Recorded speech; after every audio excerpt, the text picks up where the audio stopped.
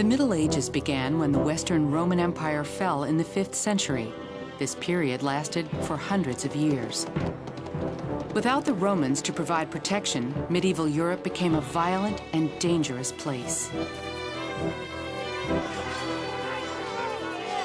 Frequent foreign invasions by Vikings, Magyars, Muslims, and other raiders weakened European rulers so that they could not maintain law and order. Seizing the opportunity, wealthy nobles seeking to expand their power and land holdings began fighting one another for territory. Out of this chaos emerged a new political and social system called feudalism.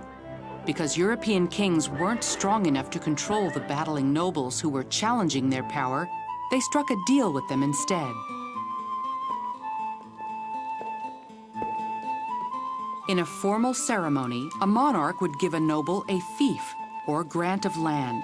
The monarch also promised to protect the noble. In exchange, the noble swore an oath of loyalty, vowing to be faithful to his lord, the monarch, and to supply him with armed warriors and other services. Through this feudal contract, the noble became the vassal of a king or queen. The monarch's vassals became lords themselves by subdividing their fiefs and acquiring vassals of their own. Like their overlords, these lesser nobles had to publicly promise their loyalty and support in return for land and protection. Often the same man was both lord and vassal, lord to a less powerful noble below him and vassal to a more powerful noble above him. Feudal society had a strict social order. The monarch was at the top. Directly below him were the upper nobility. Even though they were below the king, it was these local lords who controlled most people's lives. The social hierarchy continued down through the rest of society. Just under the nobility were the knights, mounted warriors who did battle for their lords.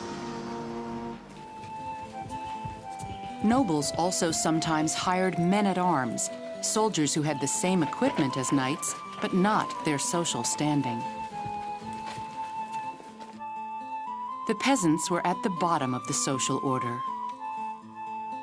They were generally poor, uneducated laborers who lived and worked on the land owned by the nobles. The peasants were the economic backbone of society, growing the crops and producing the other goods that everyone needed. The peasants were considered part of the land they lived on. When a noble received a fief of land, he received the peasants who lived on it too. Peasants couldn't leave the land without the lord's permission, and they had to obey the lord's laws. They also had to work for the lord, farming his lands and giving him regular payments of what they produced.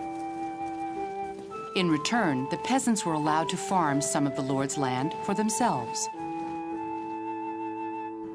Perhaps more important during this chaotic period, they enjoyed the stability and protection of the lord's laws and his armies.